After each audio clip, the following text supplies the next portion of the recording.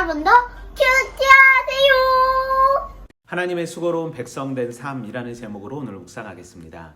이스라엘의 장로들을 만난 모세와 아론은 바로 앞에 서게 됩니다. 그리고 여호와께서 말씀하신 것처럼 여호와께 절기를 지킬 것이니 나의 백성들을 보내달라고 말하지만 바로는 그의 목소리를 듣지 않고 보내지 않습니다.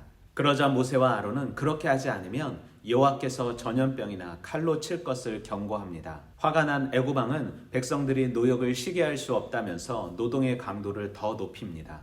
노동의 강도가 높아진 이스라엘 자손의 기록원들이 가서 바로에게 호소하니 자신이 그렇게 한 이유가 여호와께 제사를 드리자 하였기 때문이라고 말하면서 노동의 강도를 조금도 감하여 주지 않자 도리어 모세와 아론을 원망하기 시작합니다. 모세가 지키겠다고 말한 절기가 어떤 절기인지는 알 수 없지만 특별한 집회를 위해 이스라엘 백성들을 보내줄 것을 말한 것이며 그들이 예배할 대상이 바로가 아닌 하나님임을 알게 하시기 위한 절기 예배였을 것입니다. 또한 사흘 길을 간다는 것은 상당히 먼 길에 대한 관용적 표현으로 돌아온다는 기약이 없는 먼 여행을 암시하며 바로도 이 사실을 이미 알고 있었기에 단번에 이 제안을 거절했던 것입니다.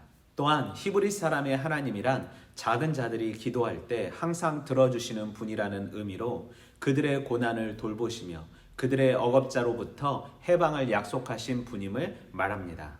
우리는 본문 속에서 위협과 고난 중에도 말씀에 순종하길 원하시는 하나님, 모든 것이 하나님의 말씀 안에 있음을 알게 하신 하나님, 하나님을 거부하는 자의 패역함과 완악함을 보여주신 하나님, 하나님 말씀에 순종할 때 고난이 있음을 알게 하신 하나님, 하나님의 뜻을 정확히 분간하길 원하시는 하나님, 살피시고 판단하시는 하나님을 발견할 수 있습니다.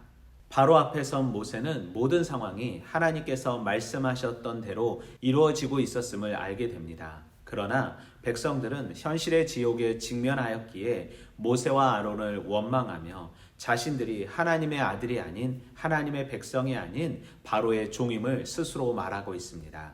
스스로 종이 되어 살아가는 것이 하나님의 아들로 핍박받고 고난받는 것보다 낫다고 생각했기 때문입니다.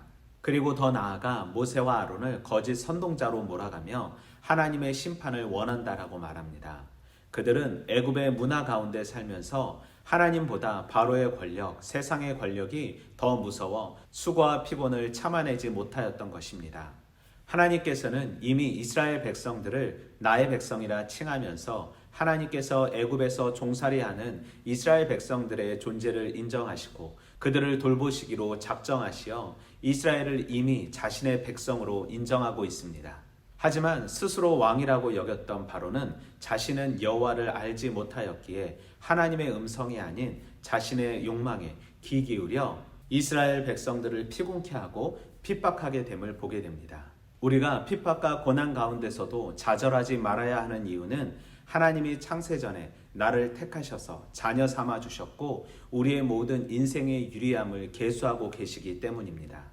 약 79억 인구 가운데 나를 택하시고 나를 사랑하시어 나를 하나님의 백성으로 불러주시고 이끌어주시니 감사합니다.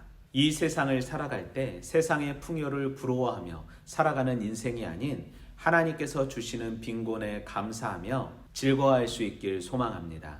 하나님의 국률과 평안이 오기 전 다가오는 핍박과 고난, 불평과 수고에 감사할 수 있는 삶 살길 소망합니다.